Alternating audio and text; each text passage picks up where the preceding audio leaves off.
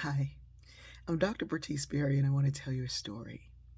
When I was in the second grade, we had to memorize works by and about African Americans. James Weldon Johnson was one of my favorite poets. He wrote Lift Every Voice and Sing, but he also wrote The Creation, which was one of my favorites. And the whole class had to memorize a section of it. And so here are these little second graders. And God stepped out on space and he looked around and said, I'm lonely. I'll make me a world. As far as the eyes of God could see, darkness covered everything, blacker than 100 midnights down in a cypress swamp. Then God smiled and the light broke and the darkness rolled up on one side and the light stood shining on the other. I'm sure I got something mixed up in there, but that was my part. Whew. What's amazing is how the memory of that stays with me. The memory of knowing those words and standing there in the classroom in front of everyone, saying your part after you'd memorized it and tried to know what it meant and understand what it was, that it's still in us.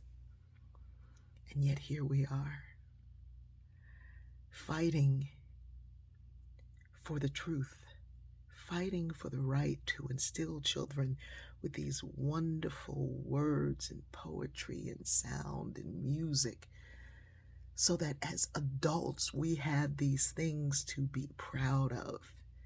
Not just black and brown children, but all children. And God stepped out on space. I can remember the teacher saying, what does it mean to step on space?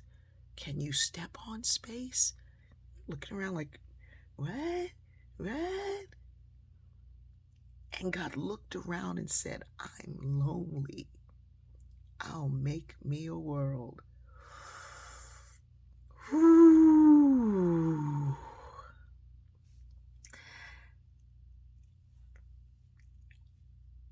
I have in my heart right now such fullness, such joy for my teachers who ignited this desire and passion for learning. It doesn't happen in a void. It can't happen trying to see everything the same way. Your privilege is not a privilege at all, because the privilege to remain ignorant is just ignorance. We're going to get there, but we got to do some opening of our minds before we can. I love you.